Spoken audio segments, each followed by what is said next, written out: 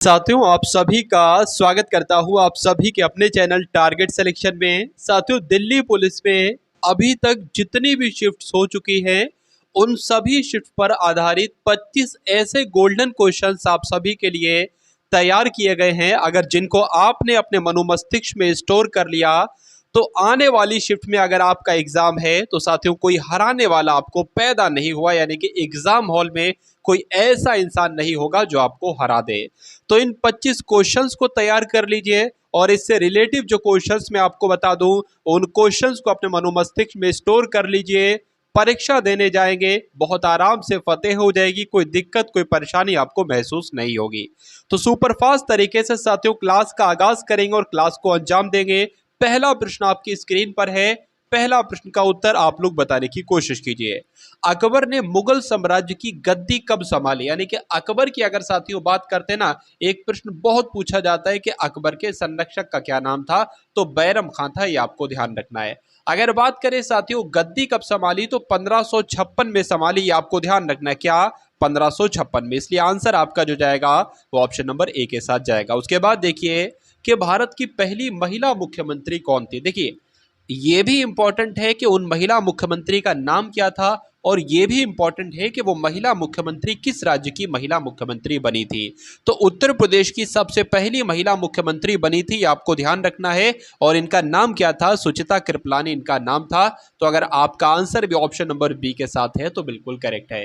देखिए पहला महिला मुख्यमंत्री है तो आपको ये भी मालूम होना चाहिए कि इनका जन्म कहां पर हुआ था, तो पंजाब में इनका जन्म हुआ था। उसके बाद देखिए साथियों आपकी शिफ्ट अभी नहीं हुई होगी, हो सकता हो कल परसों या आने वाले समय में आपकी कभी भी शिफ्ट हो, तो इस क्लास को पूरा देख लीजिए और प्लेलिस्ट आपके लिए तैयार कर दी गई है। लगभग 10 क्लासेस के लिंक आपको डिस्क्रिप्शन में मिल जाएंगे, वहां पर जाकर 10-10 मिनट की वीडियो है। इस वीडियो के बाद अगर उन सभी वीडियो को आपने देख लिया तो तैयारी आपकी तगड़ी हो जाएगी और सिलेक्शन के दावेदार पक्के कहलाओगे आप। तो चांदी का सिक्का साथियों किसने शुरू किया था? अगर बात करें शेरशाह ने शुरू किया था, तो बिल्कुल करेक्ट आंसर हो जाता है। शेरशाह की अगर बात करें तो सूर साम्राज्य का संस्थापक कौन था? शेरशाह सूरी था। कबूलियत प्रथा और पट्टा प्रथा किसने शुरू की थी? तो शेरशाह सूरी ने ही की थी। उसके बाद देखिए राजा रवि वर्मा किस क्षेत्र से संबंधित थे, बताइए। अगर बात करें राजा रवि वर्मा की, तो ये तो साथियों एक प्रसिद्ध चित्रकार थे, इसलिए आंसर आपका जो जाएगा वो ऑप्शन नंबर सी के साथ जाएगा। उसके बाद देखिए कंप्यूटर का साथियों एक प्रश्न है कि एफटीपी की फुल फॉर्म क्या होती है। देखिए एफटीपी की फुल फॉर्म की अगर बात करें तो फाइल ट्रांसफर प्रोटोकॉल होती है, और फाइल ट्रांसफर प्रोटोकॉल कौन से ऑप्शन में है? तो ऑप्शन नंबर सी में है। बेसिकली इसका काम क्या होता है साथियों, कंप्यूटर से दूसरे कंप्यूटर में कोई अगर फाइल ट्रांसफर करना हो तो वो एफटीपी ही उसको कहा जाता है। इसलिए जिनका आंसर यहां पर सी है तो बिल्कुल करेक्ट हो जाता है। उसके बाद देखिए कि निम्नलिखित में से कौन सा सुमेलित नहीं है। आपसे पूछा जाएगा साथियों कि बताइए आगा खां कप कौन से खेल में दिया जाता है? तो हॉकी के खेल में। देवधर ट्रॉफी की अगर बात करें तो किस खेल से संबंधित है या किस खेल में दी जाती है? तो क्रिकेट के क्षेत्र में। फेडरेशन कप की बात करें तो फुटबॉल के क्षेत्र में दिया जाता है। लेकिन साथियों अगर बात करें कि बैडमिंटन के क्षेत्र में क्या यूरो कप दिया जाता है, तो मैं कहूंगा बिल्कुल नहीं। क्यों? क्योंकि यूरो कप साथियों फुटबॉल के क्षेत्र में दिया जाता है, बैडमिंटन के क्षेत्र में नहीं। इसलिए आंसर आपका ऑप्शन नंबर डी के साथ जाएगा। उसके बाद देखिए साथियों कि भारत में मनरेगा की शुरुआत कब की गई थी, बताने की कोशिश कीजिए। साथियों मैं आपसे रिक्वेस्ट करना चाहता हूं कि टारगेट सिलेक्शन चैनल को सबसे पहले सब्सक्राइब कर लीजिए, क्योंकि आने वाले समय में ये आपको एक ऐसा कंटेंट उपलब्ध कराने वाला है जिसको पढ़कर सिलेक्शन बड़े ही आराम से हो जाए। मैं पूरी मेहनत लगा दूंगा वो कंटेंट को तैयार करने में, उन प्रश्नों को लाने में कि जो प्रश्न परीक्षा में आपसे सीधे सीधे पूछे जाएंगे, ठीक है ना। तो भारत में मनरेगा की शुरुआत साथियों कब की गई? अगर आपका आंसर यहां पर 2 फरवरी 2006 है तो बिल्कुल करेक्ट हो जाता है। अब इससे इंपॉर्टेंट रिलेटिव जो क्वेश्चंस बनते हैं उनको भी एक बार आप लोग देख लीजिए। अगर आपसे पूछ लिया जाए कि मनरेगा को शुरू कहां पर किया गया, तो आंध्र प्रदेश में इसको शुरू किया गया, ये आपको ध्यान रखना है। उसके बाद देखिए अगले नंबर का प्रश्न है कि पंचायती राज भारत के संविधान में किस अनुच्छेद में वर्णित है? तो पंचायती राज का वर्णन साथियों कौन से अनुच्छेद में किया गया है? तो आपको ध्यान रखना है अनुच्छेद 40 में किया गया है। इसलिए राइट आंसर आपका जाएगा ऑप्शन नंबर बी के साथ। अगर आपसे पूछ लिया जाए कि पंचायती राज व्यवस्था को लागू कब किया गया, तो 2 अक्टूबर 1959 को किया गया। उसके बाद देखिए 9वें नंबर का प्रश्न है कि भारत में प्रथम व्यक्ति जिसने नोबेल पुरस्कार प्राप्त किया था, तो वो पहले ऐसे व्यक्ति कौन थे साथियों? रविन्द्रनाथ टैगोर थे, जिन्होंने सबसे पहले अगर बात करें नोबेल पुरस्कार प्राप्त किया था। कौन से क्षेत्र में किया था? तो साहित्य के क्षेत्र में किया था। कब किया था? तो 1913 में प्राप्त किया था, ये आपको ध्यान रखना। उसके अलावा अगर बात करें हरगोविंद खुराना जी की, तो इनको मेडिसिन के क्षेत्र में नोबेल पुरस्कार दिया गया था। अगर बात करते हैं सीवी रमन की, तो इनको भौतिक के क्षेत्र में साथियों नोबेल पुरस्कार दिया गया था। इतनी बातें आपको ध्यान रखने, इतने पॉइंट आप लोग ध्यान रखेंगे। साथियों वीडियो को एक बार लाइक कर दीजिए और ये समझ लीजिए चैनल पर अगर आप लोग नए हैं तो चैनल को तुरंत और फटाफट सब्सक्राइब कर लीजिए और इस वीडियो को हो सके तो एक बार शेयर भी कर दीजिएगा। राष्ट्रीय चावल अनुसंधान केंद्र साथियों कहां पर स्थित है बताने की कोशिश कीजिए। तो राष्ट्रीय चावल अनुसंधान केंद्र कहां पर है साथियों? ये तो ओडिशा में स्थित है। कहां पर? ओडिशा के कटक में। अगर अंतर्राष्ट्रीय चावल अनुसंधान आपसे पूछ लिया जाए तो फिलीपींस में आपको बताना है, ये बात भी आपको ध्यान रखना है। चलिए, अगर आपसे साथियों पूछ लिया जाए कि राष्ट्रीय चाय अनुसंधान केंद्र कहां पर स्थित है, तो यह साथियों असम में है। उसके बाद देखिए भारत का राष्ट्रीय ध्वज, भारत का ध्वज गीत जिसको हम लोग झंडा गान भी कहते हैं, तो इसके रचयिता आपसे पूछे जा रहे हैं, कौन है बताने की कोशिश कीजिए, बताइए। चलिए, तो क्या हो सकता है साथियों? इस क्वेश्चन का बिल्कुल करेक्ट आंसर बताने की कोशिश करेंगे साथियों। आप सभी लोगों का राइट आंसर अगर है श्याम लाबलूपता के साथ तो बिल्कुल करेक्ट हो जाता है भाई। ऑप्शन नंबर सी जिनका आंसर है बिल्कुल करेक्ट है। उसके बाद देखिए विश्व शिक्षक दिवस कब मनाया जाता है? अगर बात करें, आपसे पूछ लिया जाए कि शिक्षक दिवस, अगर इसमें विश्व ना लिखा होता, सिर्फ शिक्षक दिवस होता, तो 5 सितंबर को मनाया जाता है साथियों शिक्षक दिवस, ठीक है ना। उसके बाद अगर साथियों बात करते हैं यहाँ पर हम लोग कि विश्व शिक्षक दिवस कब मनाया जाता है, तो 5 अक्टूबर को मनाया जाता है। दूसरी बात आपको ध्यान रखना है, विश्व हिंदी दिवस कब मनाया जाता है, तो 10 जनवरी को। और सिर्फ हिंदी दिवस पूछे जाए तो 14 सितंबर को हिंदी दिवस मनाया जाता है। उसके बाद देखिएगा साथियों नेक्स्ट नंबर का प्रश्न आपकी स्क्रीन पर है। साथियों अगर क्लास में आपको किसी भी चीज की कमी, कोई भी दिक्कत अगर नजर आ रही है तो बेहिचक कहेंगे कमेंट सेक्शन में कि सर मुझे ये बात सही नहीं लगी, ये दिक्कत आपकी क्लास में है, उस दिक्कत को मैं सही करने की कोशिश करूंगा। क्योंकि इंसान तो गलतियों का कठपुतली होता है, एक तरीके से बात करें गलतियों की कठपुतली होता है, ठीक है ना। बस इंसान वही अच्छा है जो अपने अंदर, जो उसके अंदर गलतियां हैं उसको जानने की वो कोशिश करे और अपने आप को दिन प दिन सुधारने की कोशिश करे। गलती करना बुरी बात नहीं है, लेकिन गलतियों को बार बार दोहराना, पुरानी गलतियों को, वो गलत बात है साथियों। नई गलती करना कोई बुरी बात नहीं, नई गलती करना अच्छी बात है, क्योंकि जब तक इंसान गलती नहीं करेगा जब तक वो सीखेगा नहीं। चलिए, तो किसके शासनकाल में डिमेकस भारत आया था, यह प्रश्न आपसे साथियों पूछा जा रहा है। तो बिंदुसार, आपको ध्यान रखना है, बिंदुसार के शासनकाल में। बिंदुसार को अमित्रघात भी कहा जाता है, यह बात भी आपको साथियों ध्यान रखना है। उसके बाद देखिए नेक्स्ट नंबर का प्रश्न, वायुमंडल में कौन सी गैस पराबैंगनी किरणों का अवशोषण कर लेती है? ये एग्जाम में सैकड़ों बार साथियों प्रश्न पूछा जा चुका है।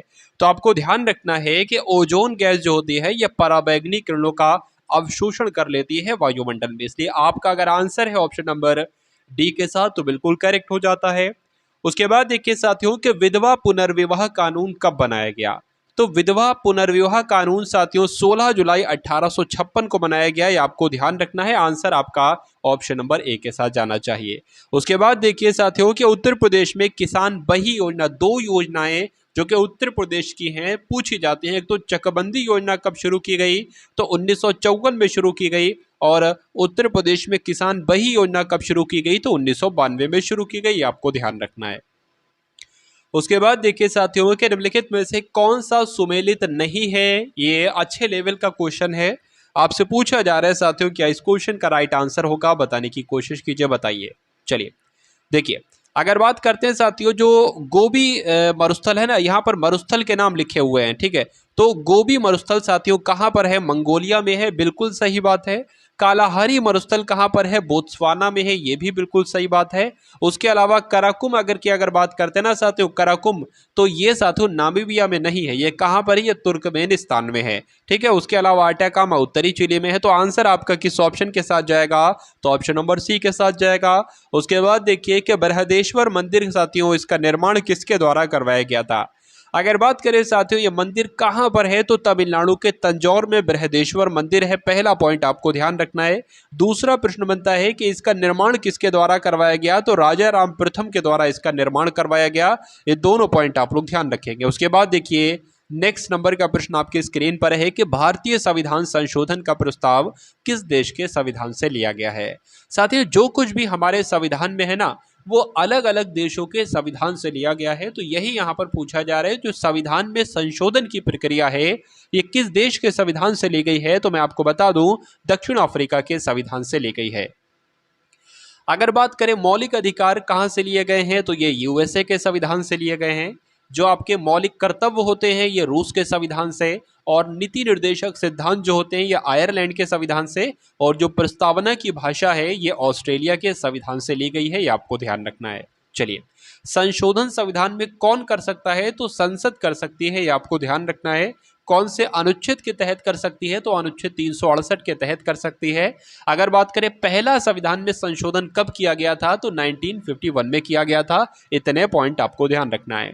हुसैन सागर झील भारत में ये कहां पर स्थित है, आपसे पूछा जा रहा है, बताने की कोशिश कीजिए। तो हुसैन सागर झील तो साथियों आंध्र प्रदेश में स्थित है, इसलिए राइट आंसर आपका जो होगा वो ऑप्शन नंबर डी के साथ जाएगा। और जिनका आंसर यहां पर डी है तो बिल्कुल करेक्ट है। अगर बात करें साथियों पिछौला झील कहां पर है, तो राजस्थान में है। राकस्ताल झील कहां पर है, तो उत्तराखंड में है। और पुलिकट झील कहां पर है, तो तमिलनाडु में है। और शेषनाग झील कहां पर है, तो जम्मू कश्मीर में है। तो इतने पॉइंट भी आप लोग ध्यान रखेंगे। उसके बाद देखिए साथियों कि भारतीय रुपए का पहचान चिन्ह किसने डिजाइन किया था, तो किसने डिजाइन किया था, क्या उनका नाम था, तो आप लोग को नाम ध्यान रखना है कि साथियों उदय कुमार उनका नाम है, और इन्होंने ही भारतीय रुपए का पहचान चिन्ह डिजाइन किया था। नेक्स्ट नंबर का प्रश्न है कि भारत का सबसे बड़ा नमक उत्पादक राज्य कौन सा है, यानी कि नमक का सबसे ज्यादा उत्पादन जो करता है राज्य, उस राज्य कौन सा है साथियों, उस राज्य का नाम है गुजरात। ये आपको ध्यान रखना है। इसलिए जिनका आंसर यहाँ पर सी के साथ है तो बिल्कुल करेक्ट हो जाता है। 2011 की जनगणना के अनुसार किस राज्य की जनसंख्या में कमी आई थी, ऐसा कौन सा राज्य था जहां की जनसंख्या में साथियों कमी आई थी, तो नागालैंड एक ऐसा राज्य था 2011 की जनगणना के अनुसार जहां पर कमी आई थी। आपको ध्यान रखना है। नागालैंड की बात करें तो नागालैंड का गठन कब किया गया, 1 दिसंबर 1963 को किया गया। नागालैंड की राजधानी क्या है, तो कोहिमा नागालैंड की राजधानी है। ये आपको ध्यान रखना है। अब उसके बाद देखिए साथियों कि लॉर्ड इरविन का कार्यकाल कब से कब तक रहा, ये आपसे पूछा जा रहा है। एक प्रश्न आपसे पूछा जाता है साथियों, बहुत इंपॉर्टेंट प्रश्न है।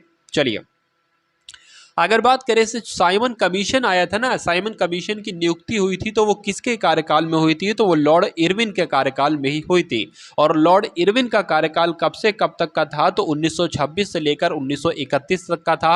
ये आपको ध्यान रखना है। इसलिए आंसर आपका जो जाएगा वो 1900 ऑप्शन नंबर बी के साथ जाएगा। चलिए उसके बाद देखिए साथियों नेक्स्ट नंबर का प्रश्न आपकी स्क्रीन पर है कि उत्तर प्रदेश सरकार ने संगीत रत्न पुरस्कार जिसकी स्मृति में प्रारंभ किया था उनका नाम साथियों क्या था, तो उनका नाम था बिस्मिल्लाह खां। क्या उस्ताद बिस्मिल्लाह खां उनका नाम था, ये आपको ध्यान रखना है साथियों। और ये कौन है, तो ये शहनाई वादक हैं, यानी कि शहनाई बजाते हैं ये।